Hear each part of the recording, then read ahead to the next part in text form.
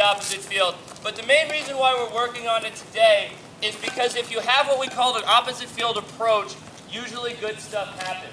What that is, and the number one thing in hitting opposite field, is keeping your front shoulder closed for as long as possible. So when the ball is coming in, let me just start with how to hit oppo. The keys to hitting oppo is not necessarily that you need to do anything different. You just need to do what you're supposed to the right way. And let me tell you what that means. Is you're going to take your step, you're going to keep your front shoulder closed on the step, and the only thing different about opposite field is you need to hit it when it's deeper. Do you guys see that this contact point would be closer to my belly button than in front of my feet? Does that make sense? So the opposite field swing, boom, I'm just catching it right here instead of catching it right there. That's the only real difference. Now some keys in order to be able to hit it to the opposite field. The number one thing again is keep your front shoulder closed and get them turned. Now I've seen a few of you guys are doing a real good job of getting that front shoulder in. Connor, you're actually the best at that.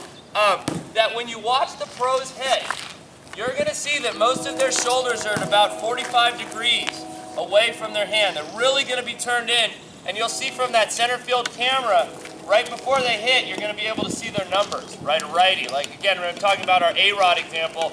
Even though, again, man, I hate the evil Yankees, don't get me wrong. But A-Rod is almost a perfect hitter in terms of his form, and you'll see when he sets up, he's way over here. So the keys for hitting opposite field is we're just going to say keep the front shoulder in and let the ball get deep. Again, the other reason why this is important is if you keep your front shoulder in and let the ball get deep, you have the chance to hit every pitch. You're going to be able to cover the entire plate.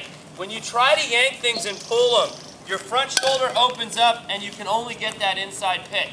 Now, as you're thinking about it, trying to go to the opposite field, if you pull it, that's fine. You're still going to rake it. Boom. But if you're trying to pull it and it's outside, it's going to be a crappy hit. All right, so everybody, let's get into our stances. And we're nice and loose. That's right here.